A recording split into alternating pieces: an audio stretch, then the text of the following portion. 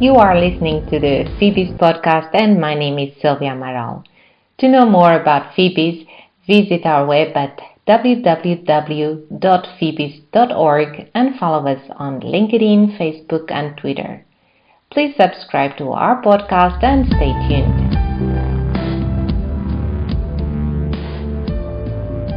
We are coming towards the end of 2022, which has also been an intense year in terms of regulatory evolution. In today's episode, I'm very happy to say we are again joined by Stephanie Verriac-Martin, FEBIS Institutional and Regulatory Affairs Coordinator, for a recap overview of the major regulatory issues of 2022 and a sneak peek into 2023. Stephanie, welcome and thank you for joining the FEBIS podcast. Thanks a lot for having me, Sylvia. How would you say that 2022 has been in terms of regulatory issues for business information? Well, I would say that it's been a very intense and challenging year. First, intense, not only because we had and still have a lot of topics on the table, but also challenging because of the nature of the topics. So just to name a few of the topics we have tackled, there were the Data Act, the follow-up of the data protection, the late payments initiatives, artificial intelligence, but also the Digital Services Act and the Digital Markets Act, and the Corporate Sustainability Reporting Directive, not to forget the Corporate Due Diligence, and many more. So indeed, it was very dense. Well, if you were to pick up two of the major issues of 22, which will also have a resonating effect in 2023, what would you choose? Well, I would first pick the Data Act and all the related data policy developments as a first item. And then I would choose the ESG-related topics, so meaning the CSRD, the Corporate Sustainability Reporting Directive, and the due diligence processes. So let me deep dive a little bit into the Data Act, because this has been the key milestone of 2022 in the whole data policies environment. What's the Data Act? This is a horizontal regulation proposal which aims at fostering better data exchanges among all players.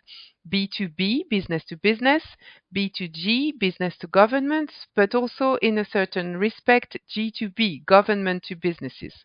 And what's the status of the Data Act so far? Well, you have two streams. First, the Council, which represents the member states, has worked really hard in trying to find common position, but eventually what they adopted on December 3rd at the Council meeting is a progress report. And a progress report is a document where they go over all the various positions of the member states and they try to flag out the divergences or the differences of opinions on a set of issues that the countries have. So what it means is that at the beginning of 2023, there will still need a lot of work at the council level in order to try to unlock the different opinions that the member states are having on a number of items of the Data Act. In parallel, there has been a lot of discussion in the European Parliament, and the issue has raised a lot of comments. First, because there has been a very long process for awarding the core competencies between the various EP committees. And also, there has been a lot of discussions around some centerpiece issues, such as, for example, the definition or the scope of the Data Act, or what means public emergency or exceptional circumstances. And FEBIS had a meeting with the rapporteur, Mrs. Pilar del Castillo, who's the MEP in charge of the dossier, and she underlined the need to take into account the trade secrets and also to consider proper incentives for data sharing between businesses and governments in exceptional circumstances, but also many other points which are crucial for business information providers. So another question that arose at the end of 2022 concerns the links between the EU policy who aim at promoting better data access, such as the Data Act, and the other decisions or the other policy which are restricting a little bit this access, for example, such as the decision of the European Court of Justice to invalidate a provision from the Anti-Money Laundering Directive, which was granting public access to beneficial ownership registers in the EU. So, without any doubt, in 2023, there will be a lot of discussions around the follow-up of those two important pieces and of those two important views on data access. So if we were to, so this was the first item, if you want, on the Data Act and related data policies. If we jump now on the second, I would say, most important issue for 2022, which will have a resonating effect next year, I would say it's also the implementation of the CSRD. So since our last podcast, the CSRD, the Corporate Sustainability Reporting Directive, has now been formally adopted, and the transposition period will very soon start for the member states. So it therefore enlarges the scope of entities that will have to report ESG data, and this will also pave the way for standards to be adopted by the working group EFRAG on extra financial reporting. So no doubt that this will change a little bit the picture regarding not only financial reporting, but non-financial or extra financial reporting for the coming years. And linked to the CSRD, there is also another piece which is quite crucial, which relates to the due diligence, because the due diligence proposal complements the approach of the CSRD, because reporting is a little bit seen as the last mile of an enhanced due diligence approach, which is focusing much more on a chain or on a sector view, if you want, than the present framework. Because the whole idea is really to have due diligence all across the value chain. So this will mean enhanced processes put in place also for clients, suppliers, and all along the value chain. And FEBIS has been quite active in these both sectors with several papers, but also some webinars and some regular talks with the actors to explain the change of the regulatory focus, and also to explain the rules and what was going to change also in the reporting.